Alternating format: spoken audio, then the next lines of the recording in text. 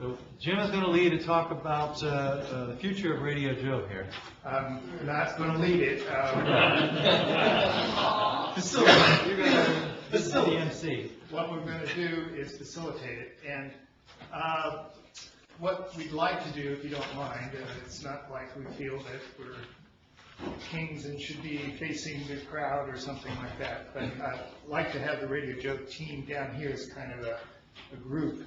And then we can, yeah, and then we can just basically talk more as a group with you as advisors and so forth. So if we could have Radio Jove team down here. I got about, I guess it's about 10 the questionnaires, and tried to go through them pretty quickly.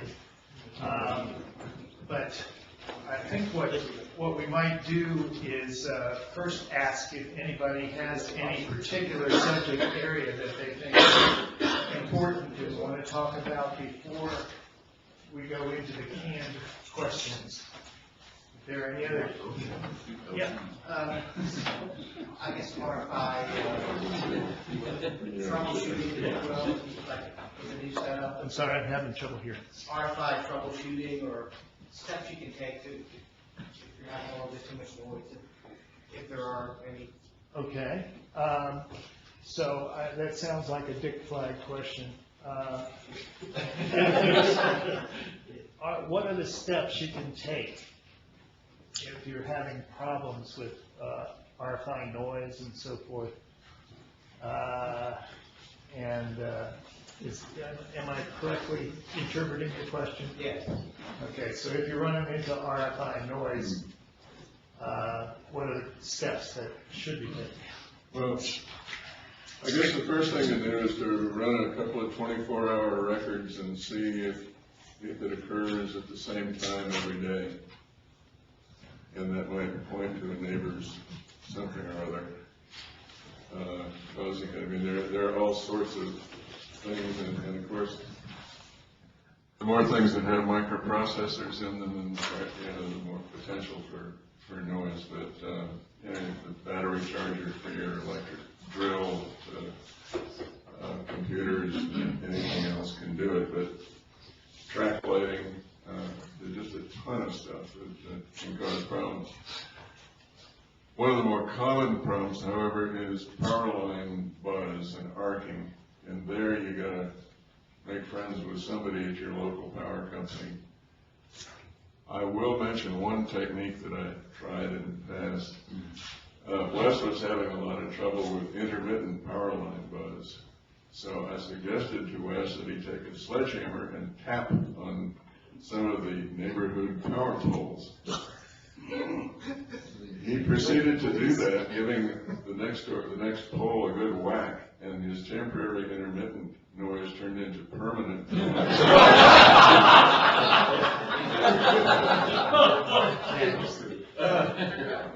So you can take my advice on RFI hunting perhaps with a grain of salt. I have a couple suggestions. The first place to look is in your house. And if there's any way of running your system on a battery, just turn off the main breaker of your house. If that ends it, then you've narrowed it down a lot. The other suggestion I have would be to get the ARRL has a RFI book, and it has quite a bit of stuff in it. And they've had several, if you're a member and you have access to the archive of QST, there have been several articles in the last few years that showed how to identify different signatures of different kinds of interference. Those would be my main key suggestions.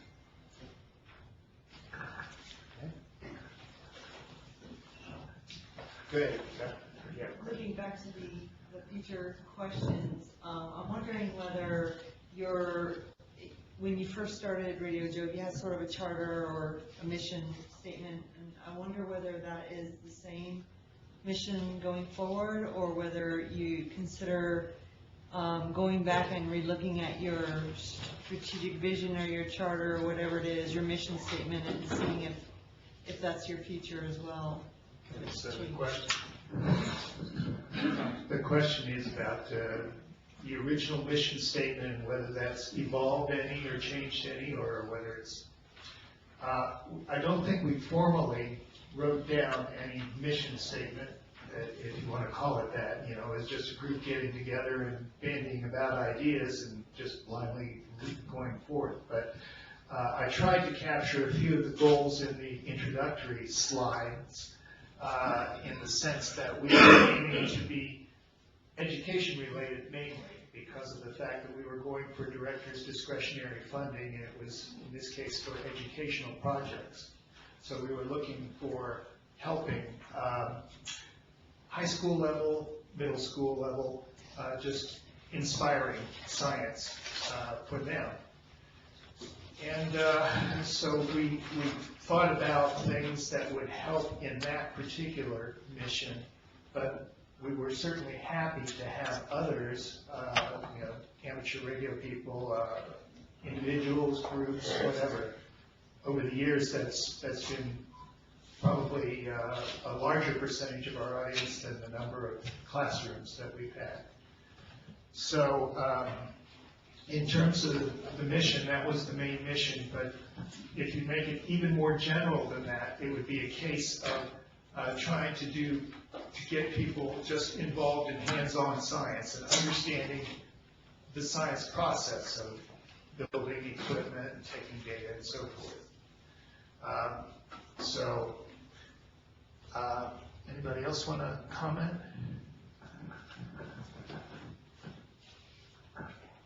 I guess I'd like to turn it around and ask the audience a question in that regard. Of course, the Jove receiver and antenna kit, the radio telescope kit, was an important part of trying to engage students in getting their hands dirty, knowing what electronic components were, building something with their own hands, getting success from it, using it to make measurements, and you know, try and do some science. In recent years, the technology is becoming such that you can get a $20 dongle and a $40 up converter and become an appliance operator. You can do it cheaper than you can do it with a Jove receiver. Is it still important to teach kids how to build a radio kit? Is it still important to have that, what we consider to be an important educational aspect, as part of it, or do we say, well, the dongles are out there, let's everybody use one? No, I would say the answer is absolutely important to have them build the kit. It was very beneficial. Although the dongles are great, it's a good way to go too, but I would still offer the radio kit. Gave them, you know, a lot of value just putting the whole kit together, piece by piece. Anybody else? Yeah. Oh, I was just going to say, I'm very familiar with a lot of organizations that work with kids in doing exactly building kits, getting hands-on experience. It's very popular in these little pockets. I just don't think that there's been, maybe the exposure could be a little bit different so that it would be, because I know there are clubs and groups of kids of all ages that are putting together kits and enjoying it. So I think it's really important going forward. That's the way I know. Anyone else? Yes. The Jove receiver seems to be a standard. It's been distributed. It's easy to tune and calibrate. I've been hearing that some dongles work, some don't. Some are better than others. And some you want to just plain avoid. So the receiver is really the standard right now, and it should be promoted as such. Anyone else? Yes. Yeah, I think it's important to continue as you are now, because what you encourage is uniformity between the different labs. And it's essential to have uniformity. Otherwise, you're going to get a data set that looks one way, and somebody else will get a different data set. And how will you correlate those? The other thing is, future electrical engineering students, many of them are not hams, have never built an antenna, don't understand what a radiation pattern is and how an antenna is tuned and so on. So there's a lot of additional information that students can get out of the Radio Jove programming using your current hardware. The problem that I see with Radio Jove in the high school is it really is a complex idea. Now, for you folks and for most of us in the room here, we've built kits, we understand it. It really isn't that formidable. But to a sophomore or a junior in high school, they don't understand. They need some direction, so they will rely on a teacher or a parent or someone who can work with the school to help them. So to draw more students into this field, it might help to have some directed experiments. So after this is built, they can begin by making some directed measurements and then explain the results that they should get so that they can begin building on their information base. And then later on, let them proceed as all of us have who have a Radio Jove and just start experimenting and understand on our own what we're seeing. I think it's a good idea about the directed experiments because right now I suspect, although I'm not positive, that many classes, the teacher orders the kit, the kids build the kit, they use it for a couple of weeks, and that's the end of the school year, and the radio is back in the shelf, and the next class, since they didn't build it, they're not interested in it. So, maybe some experiments that could be carried on using that equipment by the next class would be a big help. I don't want to hog the microphone here. No. I just want to make a couple comments. I was a teacher for 32 years, and I love the idea, but in terms of logistics and stuff of what's coming down the pike with Next Generation and Common Core and all that, there's very little time for projects. It's got to be on this page at this time. And in my state, Connecticut, they've actually taken astronomy curriculum completely out of middle school and high school. I fought it. I met with a person. She's not a teacher, but she's in charge. And it's out. So it's only in elementary school. And in order to shove astronomy in, you have to get it into physical science or physics or something like that. So this is where science education, unfortunately, is going. And, the project ideas are great. It's just, it's not going to happen in a classroom anymore, I I think it has to be almost an after-class Yeah, it's science like a club or club something. Yeah. Yeah. So, Yes, Steve. I want to say I'm a fan of the dongles, but I think you can also take the dongle as a core, but you need to put filters. Maybe let the kids do the assemble of the front end filters on the thing. Maybe the calibrators. I think you could do that. The nice thing about dongle is it's multi-frequencies, so you guys, instead of looking at 21, you can look at a range of frequencies. And in regard to your Common Core, one of the things in Common Core is interpretation of data. So I think if the lesson plans somehow or another took a look at those graphs and made the measurements, and I think you can fit it into Common Core if the lesson plans were kind of developed around interpretation of data.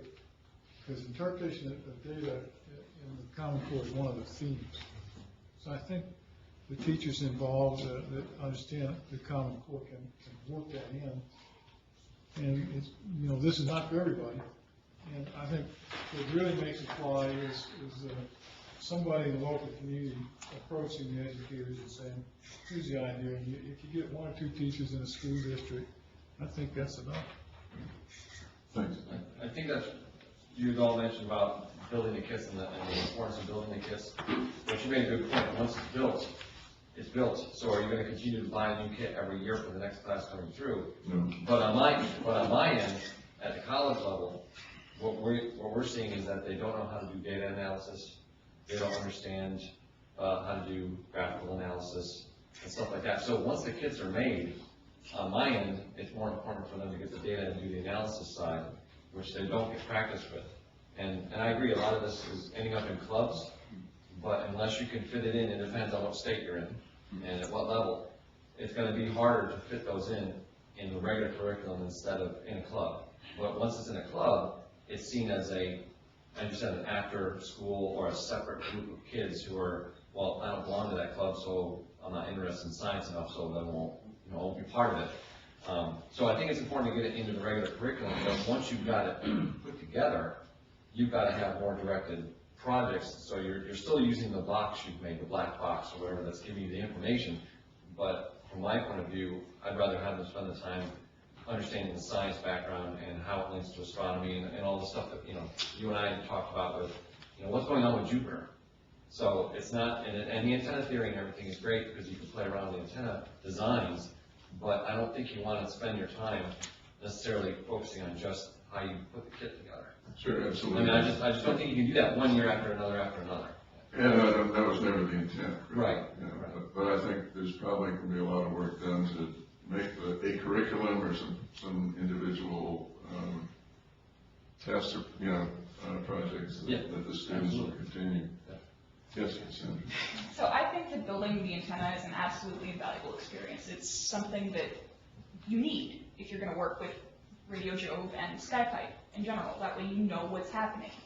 However, getting it into schools and things like that, I come from Florida, and in Florida there's literally no astronomy in anything, in any of the school systems, in elementary school, middle school, or high school. You have Earth Space Science in the 9th grade, and that's it. There's no real go do it, have fun, look up. There's nothing like that. However, there is Science Olympiad. Science Olympiad extends through elementary school, middle school, and high school, and it's all over the country. It comprises of more than probably 50,000, not 50,000, more than 3,000 high schools probably, and schools in general. I think if you maybe pushed it in that direction, that it would be a better idea, because they already have events like remote sensing and astronomy. I competed in astronomy and remote sensing and dynamic planet when I was in high school. And I never had the opportunity when I was in middle school or elementary school because I didn't know that it existed, and my schools didn't either. But I feel like if you guys maybe pushed it in that direction, you'd get a little more involvement, because you can actually have kids learning how to interpret data that way, because that's exactly what the events are. The kids sit there and they study and they work for it, and they learn how to interpret data and answer the questions that need to be answered.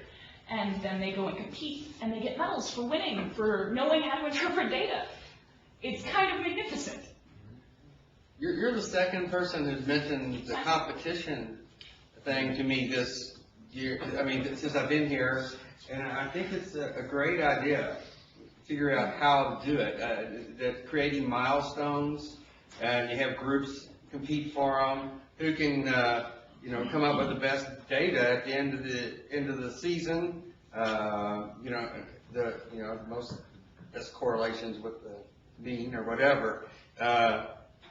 Ways to. I think it's a marvelous idea. I think it's going to take quite a bit of imagination to implement. Well, earlier today, when the presentations were happening, I was thinking that I was in Science Olympiad, and I know the director for the Science Olympiad community in Florida. I was thinking about possibly bringing Jove to my high school and seeing if they still wanted to do it, if they maybe wanted to learn how to do remote sensing that way, and seeing if I could maybe pitch the idea to the Science Olympiad committee down there. It's something to consider for sure. It's not hard to learn. This makes me think of something actually. This idea of competition, that's a good idea, I think. But then the next step is collaboration. So you take all the data, average them together, remove interferences because it's taken from all over the country. So you get the idea that, you can compete and try to get the best thing. But then when everybody tries to get the best thing and work together, it works. I think that could be a good idea. Competition's important with all the robotics. Yeah, that's a really good point, that the competition in the robotics program really seems to get the kids excited, but I don't I don't know how to do that in Jove. Science actually has robotics. I have a suggestion. Yes. Put up flyers that say, want to win your science fair? Try Radio Jove. There's been a lot of, news about that. I mean, lots of students, if they build a Radio Jove kit and collect data and do the analysis, they're going to make it pretty far. Especially with supercision, I've heard stories about that too. I think the long pole in the tent with any of this is the teachers. Right? If you can't reach the teachers, then you're never going to reach the students. And I mean, for me, it was like one teacher I had in my earth science class, and maybe it was just like a few lessons about the planets, and that was it. That's all I needed. And I was like asking the teacher, how do I do this? What is this? Where can I learn about this? And that was really all there was to it. But if you can't reach the teachers, then you can't pass the word on. So how do you get more teachers involved with this organization? Radio Jove and Sarah and whatever. How do you, thankfully and there's other teachers in here too. But how do you reach more? Yeah, I'd like to comment on, the thought was given regarding the robotics activity. That is a wonderful program, but it's not run solely by the students. They're sponsored, each of those teams is sponsored by an industrial organization. We had one where I worked who sponsored one. And they draw on the engineering expertise in those organizations to support the students. So they're kind of directed, but they make a lot of the decisions themselves, and they have to do all the building and analysis themselves. So perhaps there would be a way to bring electrical or electronic organizations, I don't mean bring,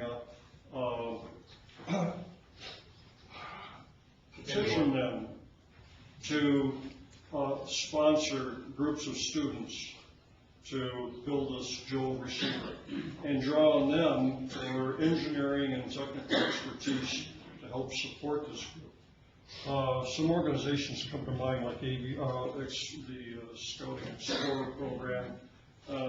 Every community has some kind of electronic business, or radio TV shop, or something like that. But if a sponsor could be there to provide technical direction in addition to the instructors, you're relying heavily on schools sponsoring this and teaching the students, and it isn't necessary to solely go to the school to get that guidance.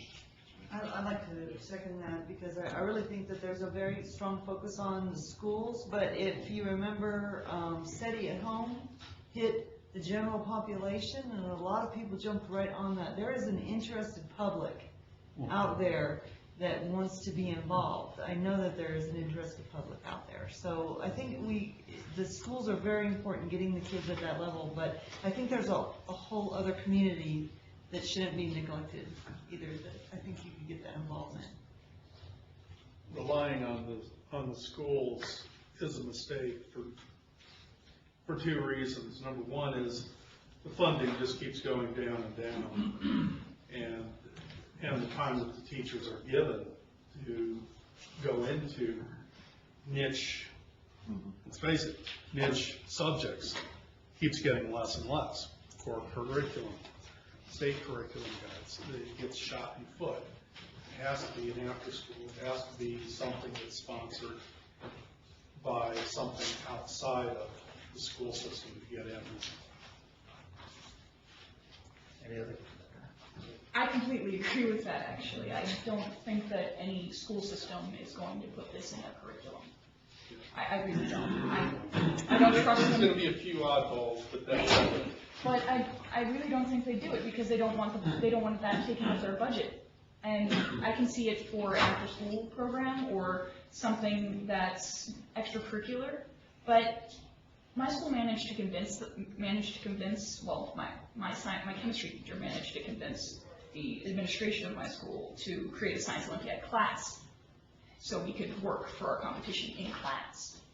But I think I don't think it's necessarily as effective as a standalone in a curriculum as it would be in collaboration with something, with another program or something else. Because you kind of need that in that we really can't get as a standalone. I'll point out that West Lafayette High School, just this past year, restarted their after-school astronomy program.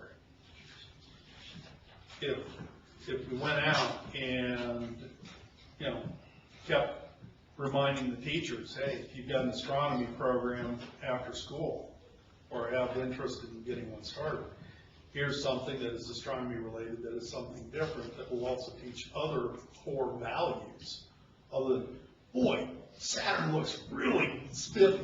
It does, but, Well, we keep getting back to the theme of education, which I think is appropriate given the answers that I saw in here, because there's a fair amount on education. How do you get it into the schools? And I guess that really comes to that second question: have the educational purposes of Radio Jove been achieved? Well, what are the educational purposes? Well, we wanted to get students doing this kind of project. We assumed it was going to be in the classroom, but it seems that it's mostly been by groups outside of the classroom, perhaps because of the requirements in the classroom that you stay with the subject matter. But it still seems like we don't get too many schools that are into it in the sense of continuing on. They'll do it as a one-time thing, but it's not very many. Any other comments about thoughts on education? I guess we're interested in knowing, how, if you can't get into the classroom, how do you make it something that's going to be done again and again by even an outside group? Yeah, it's more a comment. In space missions, Cassini, for instance, NASA wants us to do public outreach and try to do some education. And actually, when there's images, it's easier. When it's a spectrum, it doesn't work. You have to put a lot of explanation and a lot of artistic view. It doesn't take. So that's really a hard job. I don't say it can't be done, but it's really not easy. When I spoke before, I wasn't trying to be really negative. I'm just saying it takes work. So I wanted to offer a couple ideas. First of all, one of the things I was involved with was Project Inspire, and one of the things that got us going was coordinated observation sessions. And that way you get to communicate with lots of people all across the country, and you can be operating as a school with other schools. So that might be an idea. You say, okay, on this particular date we might get this. We'd like you all to try at this time and this and that. And then you can get results from everybody. You can send out, this is what we got, and it's a community then, and you involve everybody. I've also been a Project Astro teacher, and Project Astro, what they do is they go out and get teachers that team up with a person who is an quote-unquote expert. It doesn't have to be an expert, but a knowledgeable person in the field that actually goes into a classroom and assists the teacher who doesn't have much knowledge, because you don't get much training and stuff, to teach in a classroom. And I did that for a number of years. And it works really well when you can get the teachers to team up and actually get it to match with the curriculum. And the other thing, we've got Sarah. If there are members that are willing to mentor a school, we could put something together there too. And the last thing I want to mention is, somebody mentioned you can pigeonhole this, and I was trying to suggest that. You can pigeonhole this into NGSS and Common Core, but you have to show a teacher how you can do it. Many people in teaching aren't very creative because you don't have the time.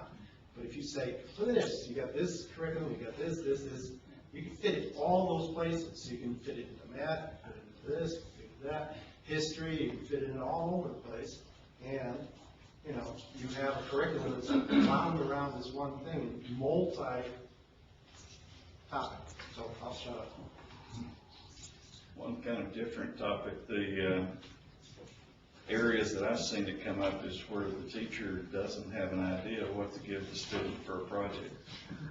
And Jove is kind of a nicely packaged project, but it is a little difficult in terms of going it alone, even though it does have a pretty good manual. But of course, with the mentor or whatever, it would work. But in a lot of cases, you'll have one gifted student, and the teacher is looking for somebody that can help that student so that that student doesn't monopolize their time. Well, I want to ask you about, there's hundreds of optical, astronomy clubs out there across the country. I don't know if they would accept having radio astronomy part of their astronomy club. I don't know if that's a conflict of their bylaws or anything like that. I've had talks with the state, and they love it. There's a lot of them out there. I mean, you may have a lot of interest in radio astronomy, and they don't know about it as far as astronomy. So. Well, you have the groups that they want radio astronomy, and then they have the groups that I don't want to have anything to do with radio astronomy because that takes away from our optical astronomy. I don't know about it. And on the other, I didn't get in there on the last subject, but Sarah does have grants for teachers, and we have tried everything we could. I mean, we're even going to that national science teacher meeting, NSTA. and we put out a lot of money just to have a table there. And the poor guys, as soon as robotics was talked about, everybody walked away and went to robotics because ours just isn't flashy enough. I don't know how to say it any different. You either love it or you don't. I think the other thing about Bill, is that they have curriculum that's tied to all these things, so teachers can take it and they don't have to write it. Whereas we don't have anything like that. No. They have to write their own. I mean, when we have a new radio coming out, and I've twisted arms to get it manual just how to run it. And they're finally now just saying, well, okay. And I've twisted their arms for 3 years now. Well, in that sense, talking about something a little flashier that might attract more people, might take us to one of the other questions that was big for us recently, and that is the future in spectrometry rather than single frequency observation? It's a little flashier when you've got that. Yeah, excuse me. I don't want to dominate, talk too much today, because I tend to be very opinionated. But yes and no. If we go back to question number 2, have educational purposes of Radio Jove been achieved? Are the educational purposes of any technical subject ever completely achieved? Today, this technology changes continuously. So achievement is kind of a moving target that we work toward. And perhaps the next step in Radio Jove is spectrometry. And this may be the place to bring in the idea of the dongle and maybe modifying the Radio Jove software and so on, so that it can augment the existing Radio Jove hardware in a less expensive way, and implement a spectrometer, but do it with very inexpensive equipment that, again, would require knowledge of hardware and knowledge of technology and so on. The student then can experience and be exposed to and learn from. So sure, I think spectrometry is part of it, but don't get rid of Radio Jove and go totally to that. No, don't get rid of it. Don't. Okay, let's see if I can form a coherent statement. One problem that I've observed as a software developer, back in the 90s, we'd get applicants coming in to our company who didn't understand how things worked. They didn't understand the actual computer. They only understood what they had been taught. And at that point in time, it was, oh, I know how to program in Java. Or, yeah, but hey, this is a different language, which is immaterial, but you don't understand how the system works. If you go the direction of a dongle, you have a black box. And if you're going to teach, let's teach them, it's not a black box. Here are the parts that are going on inside. And you can whitewash a lot of the integrated circuitry out of it and show, okay, here's Radio Jove. This is just a step up by using a dongle in terms of it's able to handle a broad band. But if you're here going to be teaching, you've got to teach them some of the fundamentals, because I felt for a long time in software, no one was teaching the fundamentals of how things work. If we go the direction of a dongle, we can't lose those fundamentals. I don't know, did that make sense? Yeah. If we're having a problem ramming Radio Jove down teachers' throats and get them to use it, which is great, but a well-documented kit that works. I mean, spectrographs will be great of your receiver, but if they're not using it or not adopting it, you got a bigger picture, 10,000-foot view. But now there probably are advanced users that would like to go the next step. And that's great if you have that.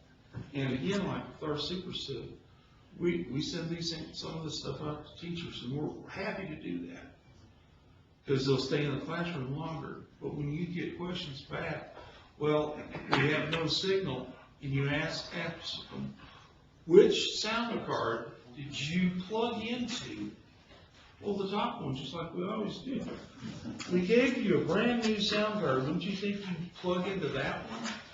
That's the problem. I mean, a lot of these people that we're trying to get to, and please don't think I'm negative, because I put out a lot of stuff myself, but our teachers, sometimes the kids are smarter than they are. You're right, that's often true, that the kids will have a better familiarity with the technology and the teacher will. But the teacher's sometimes scared to present it to them because they're scared that they will look bad. I would assume that. Yeah. I would assume, put the spectrographs and the dongle on the color brochure to get everybody, to get the interest. When you get in, you promote the hardware, the Radio Jove, the receiver, the radio Scott pipe. They think it's cool because it's different, it's alien to them, and they like that. And then as an advanced step, once they conquer the hardware, move up to the spectrographs, and you're more in the software, you're more in the analysis side, so you can step through the whole thing. You need that progression, and you need, as was said earlier, that's step one, that's year one. Year two is, okay, we've got the pieces, we need the lesson plans to go and back that, to show the data analysis, do this other stuff. Yeah, I was wondering, based on what you said, is there a future for the regular Radio Jove kit, the spectrograph kit, and the Radio Jove and spectrograph kit, or something like that? The various stages. So you say step one, step two, right? That's a progression. And maybe I feel like there isn't a future without both. It's not one or the other. It's both. It's not, because building a kit is important. Having that knowledge is important. But I think using them in tandem is a more valuable experience than using one or the other.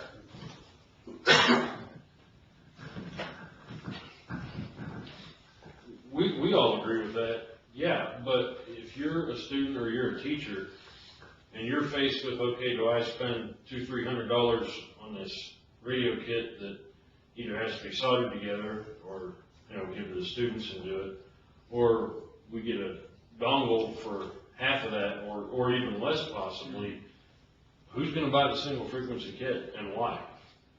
I mean, from their viewpoint, you know, we all think, yeah, obviously, you should do both. Well, if they're looking more for education than anything else, if they're looking more for education than recreation, then I feel like they would go for both. But if they're looking more for recreation, say it's a club, What and about not.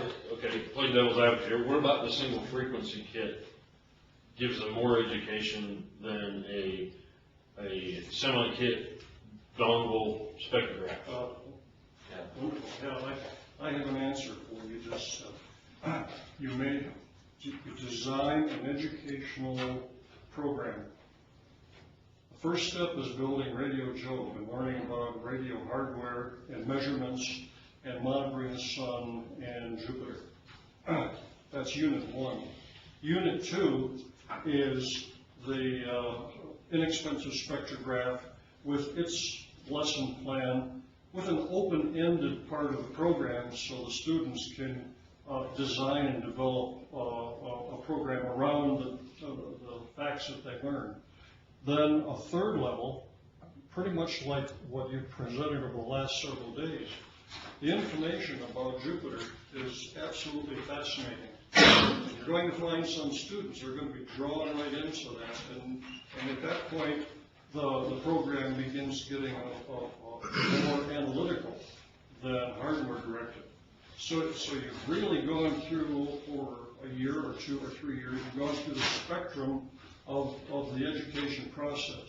Details, to learn applications, and more details, then you go to the analytical and see what all of this means. That would be ideal if you could get them early enough.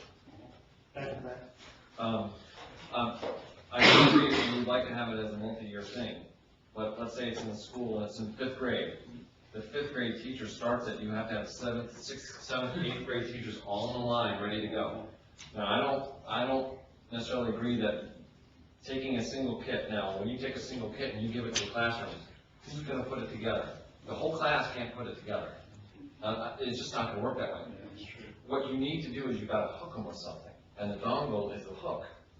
Because it's easier to set up, you get information right away, and then you basically backtrack and you say, now here's another way to do it, and here's the kit, and you get people, because you've got to get them interested immediately, because the kids these days are instant gratification. And I agree, you're right, you need images, you need to introduce the stuff about Jupiter, because that's the hook, it's the pretty pictures, it's all the cool information, and give them some ways to get data quickly, so they feel like they've accomplished something. I'm not saying that we shouldn't, no, but I mean, they're not going to be very patient. They're just not. So, yeah. Well, also, being from the Super City side, the idea that he had was absolutely right. That's why Deborah Sher did not want the Super City in a kit.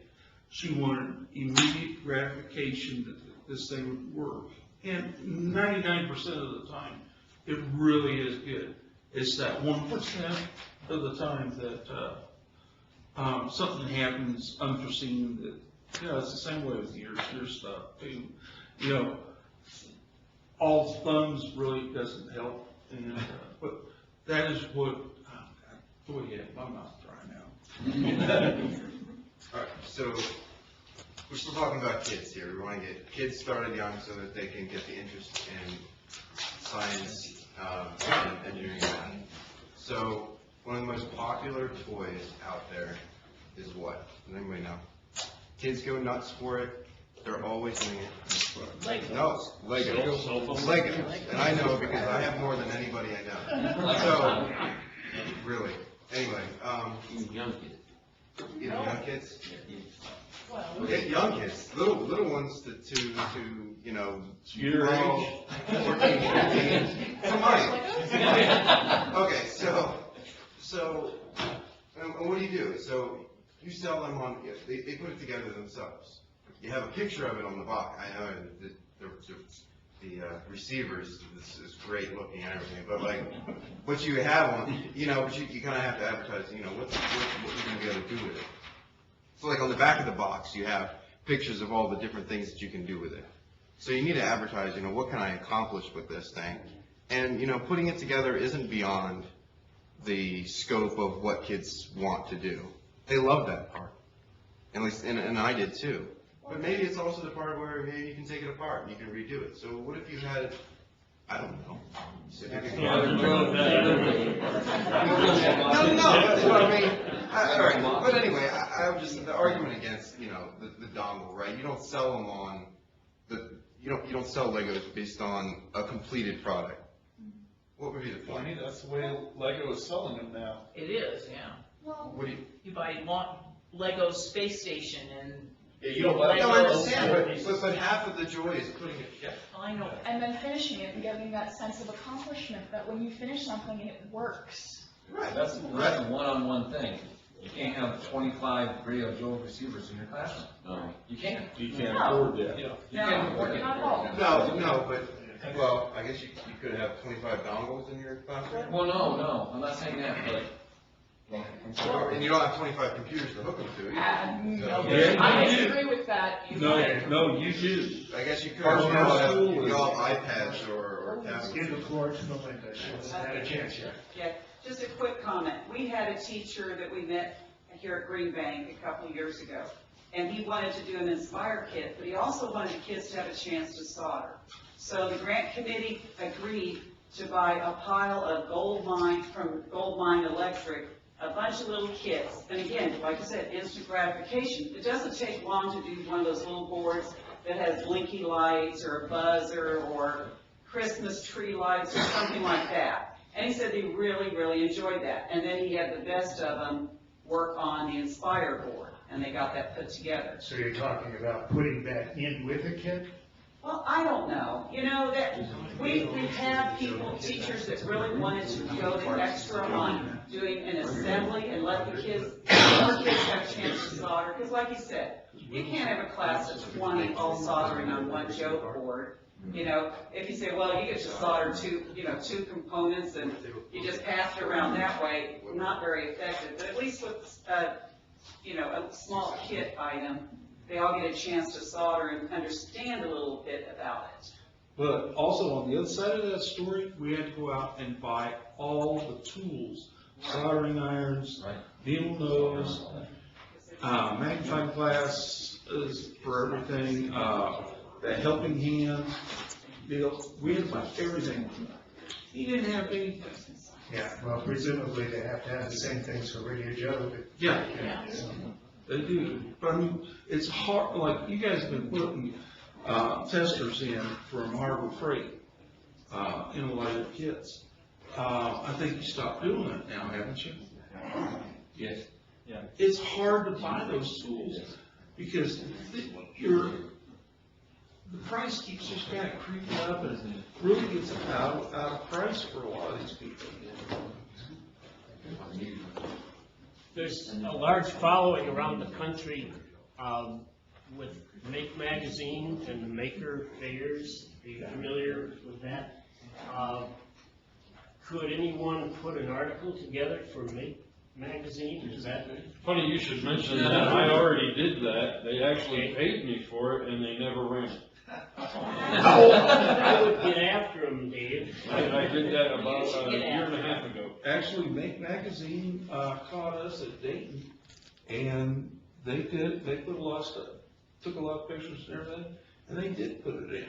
They put it on their YouTube. Oh, that's right, yeah. They put it on YouTube. They interviewed and talked to us about some of the projects. Needs to get into the magazine, and it gets at Maker Fair. You get huge crowds at those Maker Fairs. We certainly tried that. Yeah. Well, I would keep pursuing that. Okay. Yeah, well, that's another point. There's usually a Maker Fair in most medium-sized cities now. Yeah. Jove participants take it upon themselves to go and set up a little table and pass out some brochures. That would certainly be a good way to get the word out to an interested audience. That could be done, yes. Okay, can I make a comment about the Maker thing? If you know of one in your area and you're willing to go to it, let Sarah know, let Radio Jove know, or whatever, and kind of like what you might need for support, and let's try to find people to go to. Yeah. It's great, these are great ideas, we always get great ideas, but we don't always get volunteers to carry them out. And, you know, those guys up front have other things to do too. They can't do everything, but if you have that interest, we'd love to support it. We've got about 10 minutes left tonight. I'm not going to get to all these questions, there's no way. But I wanted to try to get one other aspect of it, and that is, are there simpler yet still interesting ways of being involved in Radio Jove? Because we know that there are a number of classrooms out there that can't afford this, or that if they did build the radio, they would be in the middle of New York, and you know they would have nothing but interference sky high. Let me ask the teacher first back there. The online RSS and Skype are very nice tools, and that's when I first got interested. Because I had no equipment, and basically, you know, with a decent internet connection, got on it and looked at your stations. You guys, I was very impressed with that. So just pushing that as a start. I was essentially going to say the same thing. Remote access is kind of amazing, and we can do it with both programs, can't we? Yeah, I think that brings in another theme that went through these, and that is publicity. How do you make this publicized so that teachers know there is this remote capability out there that they could use to inspire? Well, that goes back to my comment before about the students when they get to the college level, they don't have any practical experience with data analysis, graphical analysis, or anything like that. So they wouldn't necessarily have to have the receiver. They wouldn't have to have a kit, but they have access to the data and they have the software. If they know about it. Right, but that would be one way to still take part without having to have a space for the system. Can you get it mentioned on space weather? Is it mentioned on space weather? Probably, perhaps. There I know that Tony runs on a lot of paid advertisements, so it would probably have to be a paid advertisement. But We get mentioned as Sarah on space weather all the time. we get occasionally mentioned too, but not as Radio Jove, just as individual observers who made good observations, and he mentions those. Tom hasn't had a chance yet. Yeah, isn't there a science teachers convention meeting or something? It's expensive, and I tried to request the booth there saying that we want to let teachers know we have grants available, and it was the same retail price if we were there selling something for a profit versus advertising we want to give something away. Yeah. Now, I did have Lee Alvis, who does some teaching, and she said she thinks there's different teacher unions around put out publications that would probably put that information out for us, and she's supposed to get back to me on that. I was going to say that in North Carolina, the teachers' union is more powerful than the legislature. So that may be an option.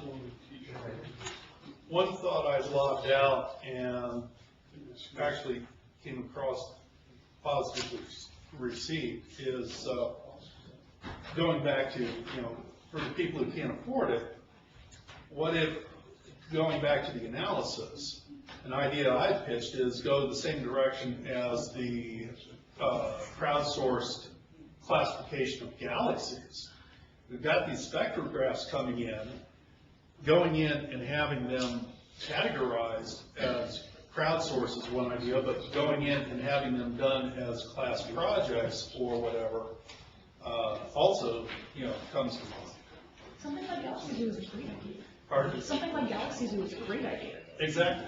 Now, one word that I haven't heard mentioned is STEM, and that's the sugar coating that would get it through to a lot of the teachers if they thought, the science, technology, engineering, math aspect was pulled together in this. If you put that in big letters and somehow tie it all together with a description, that would be the sugar coating you need to get a little further down the road. They'll get their eyes open. The second thing you need is some curriculum to go with it. Then you got it. Yeah, and tie it with the data analysis in the Common Core. Yep. And what we find at the console, the kids can't present well. So my idea is to get them to look at the data and then actually do a presentation. You mean tie it to social sciences? Now, let's go back to the idea of the robotics competition and figure out how they got so successful. And they get a lot of visibility through advertisement. They get a lot of acceptance from the community because parents learn about it and they want their child involved. Local businesses get involved and provide resources and provide more advertising. Then the kids themselves see their friends who are on the robotics team and had a lot of fun going somewhere and running a robot. And then they find that, gee, if they're on the winning side, they get on TV, on their national TV. So they get a lot of advertising and they're drawn to it. And Radio Jove could benefit from the same process. If you could come up with devise a clever advertising scheme to draw the students in and then just let it build on itself when they find out how much fun it is and friends with it. But how do you make Jove competitive? Yeah. How do you make Jove competitive? That's a good question, and that's a question every businessman in this country. Well,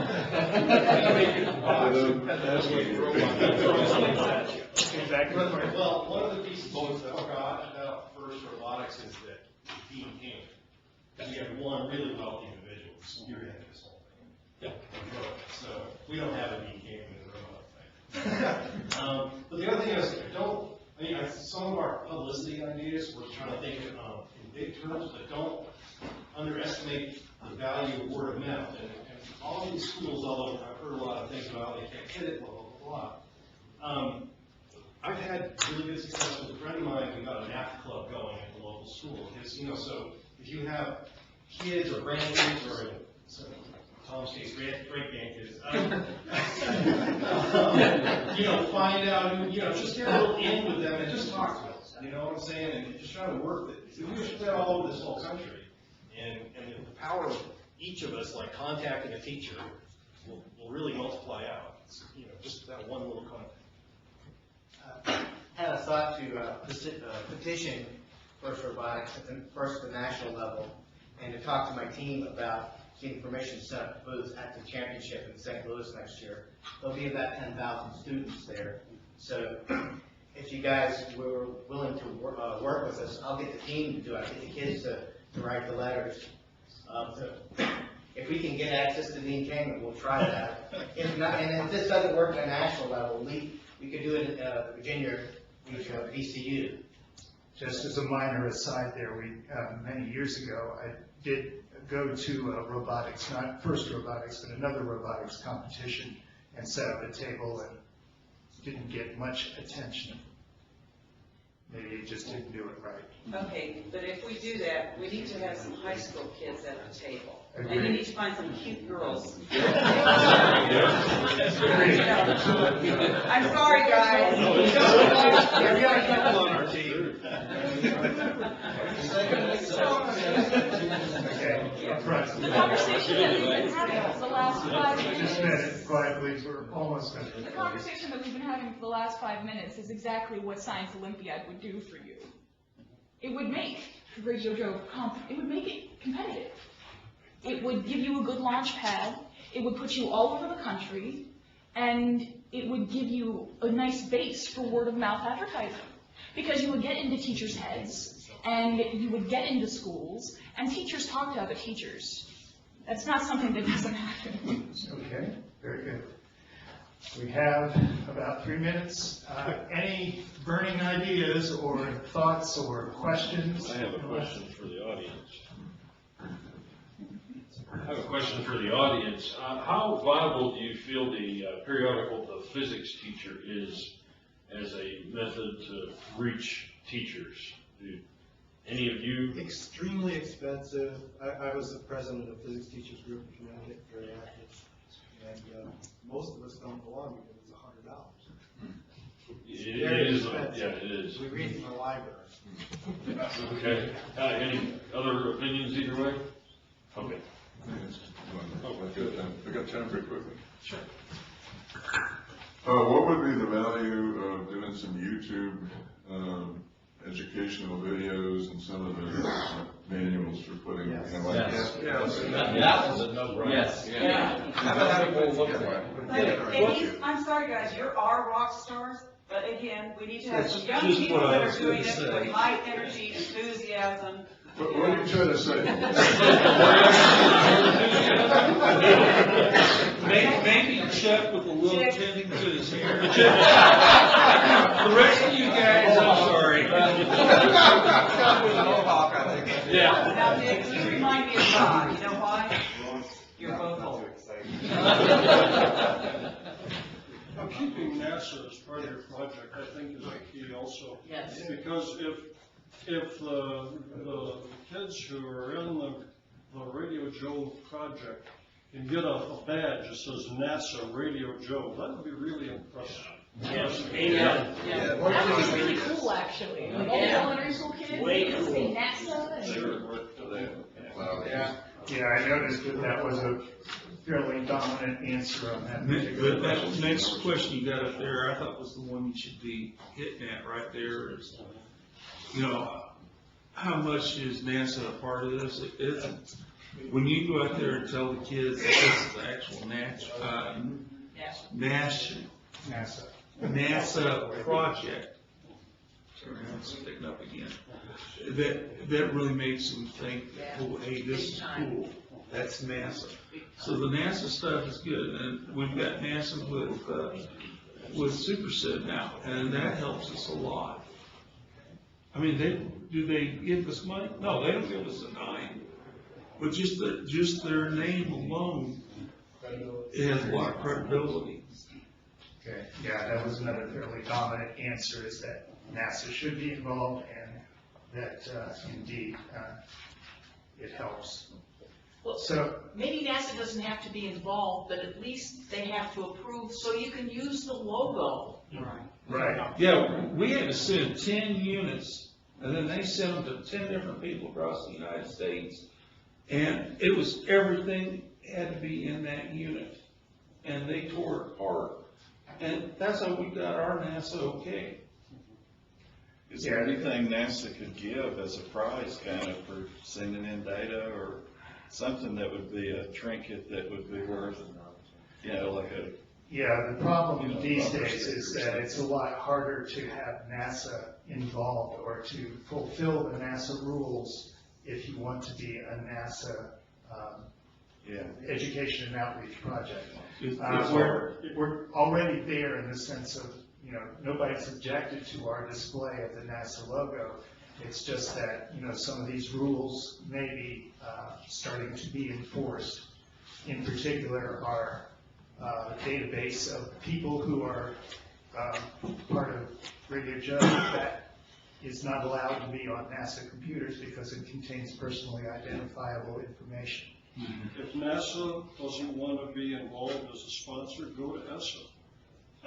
There's competitors around the world. Find one that wants the visibility. You speak to Peace and Forest? I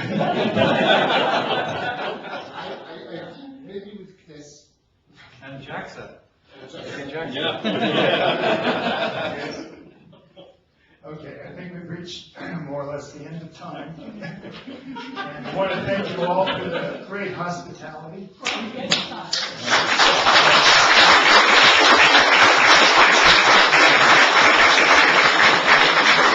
And the last thing is, if you have any more of these, we're still not done with the discussion. So anybody else who's got these, we're happy. One more thing, before you leave, get underneath your chair, pick up your stuff, let's do a little house clean. I'd like to Cleaning. say one last thing. I want to thank all of you folks too, because this has been a very stimulating.